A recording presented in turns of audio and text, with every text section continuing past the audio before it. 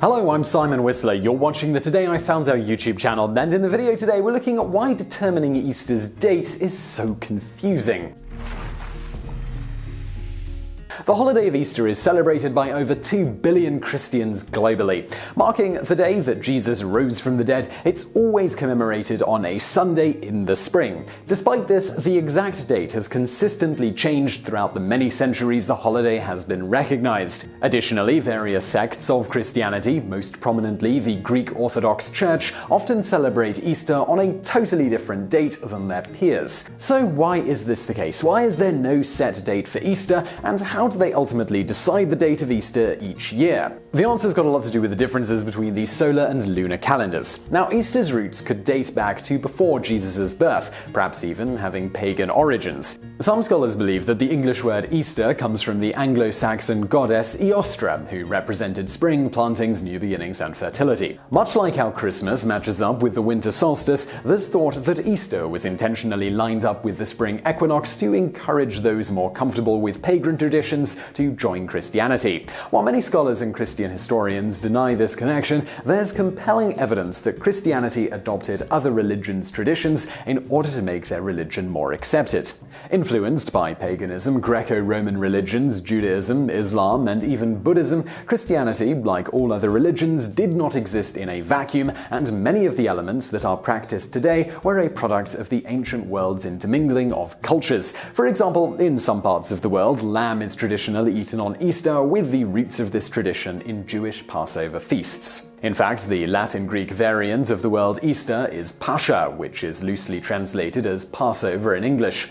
The Jewish religion adheres to the lunar calendar, meaning it's based on the moon's phases. As explained in Judaism 101, the lunar calendar is based on 3 astronomical phenomena: the rotation of Earth on its axis, the moon's revolution around the Earth, and the Earth's revolution around the sun, in order to determine the day, month, and year, respectively. But a calendar based on the moon is not conducive to an agricultural society, which needs an accurate way of knowing when to plant and harvest. So, about 4,800 years ago, civilizations started shifting over to a solar calendar, with the Egyptians leading the way.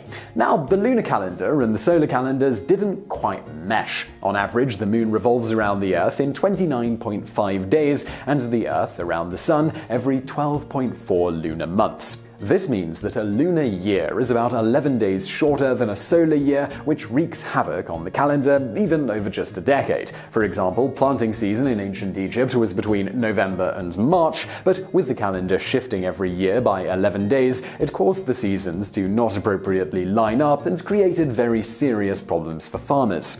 Even when Jewish leaders added a 13th month, Nisan, to try to balance out the drift, it didn't work and added an extra 19 days onto the solar calendar. In 45 BCE, Roman Emperor Julius Caesar tried to restart the calendar. With the help of astronomer Sosigenes, the Julian calendar was instituted on January 1st, 45 BCE. With the belief that the solar year was 365 days and 6 hours long, an extra day was added to every February every 4 years, what we now know as a leap year. The calendar soon spread across Europe and was accepted by Christianity. About 400 years later, the Roman Emperor Constantine convened the First Council of Nicaea to set a few ground rules around this calendar. They determined that the spring, vernal equinox will occur every year on March the 21st. They also determined that Easter will fall on the first Sunday following the ecclesiastical full moon, which falls on the 14th day of the lunar calendar and after the spring equinox. In other words, Easter must take place between March the 22nd and April the 25th. To help the rather complex system and difficult task of determining Easter's exact date, the council constructed tables to determine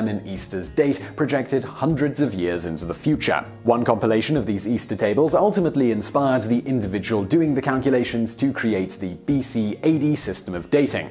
Now, for the next 1,200 years, this worked, but there was a glitch. The glitch was that the solar year wasn't actually 365 days and 6 hours, but 365 days, 5 hours and 48 minutes and 46 seconds. While minor, this meant that the calendar will be about a day short of a solar year every 130 years. In 1586, this was seemingly rectified by the adoption of the Gregorian Calendar instituted by Pope Gregory XIII, once again naming the calendar after himself. With help from the astronomer Christopher Clavius, the new calendar dropped the leap year on the century years that were not divisible by 400. This meant 3 leap years were to be eradicated every 3 centuries, leaving 1600 and 2000 as leap years, but 1700, 1800, and 1900 as not. This also had an effect on Easter, forcing the chart that the council created to be revised slightly.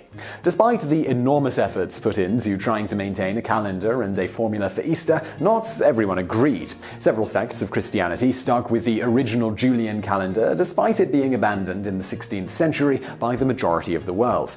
In fact, European Protestants in Germany and England didn't adopt the Gregorian calendar until the 18th century, thinking it was a plot to silence them and control Christianity. Additionally, in 1923, there was a movement to set the date of Easter to align with the astronomical full moon in Jerusalem, the location of Jesus when he arose from the dead. To further this point, the Greek Orthodox Church continued to follow one of the decrees made by Constantine's First Council that Easter must fall after Jewish Passover and be in biblical sequence. This is due to the fact that Jesus' Last Supper was in fact a Passover Seder, and he rose from the dead several days later. Many people now believe that figuring out Easter's date shouldn't be this confusing, including the Pope. In 2014, he and the ecumenical Patriarch Bartholomew, the spiritual leader of some 300 million Orthodox Christians, were in talks to try to make everyone's Easter all one date. This has yet to happen, but if it does, we may never again have to consult a 400-year-old chart to determine when a holiday that 2 billion people around the world celebrate will actually take place.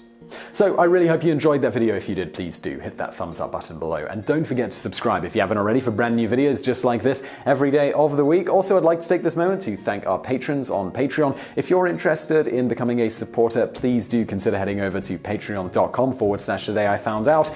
And as always, thank you for watching.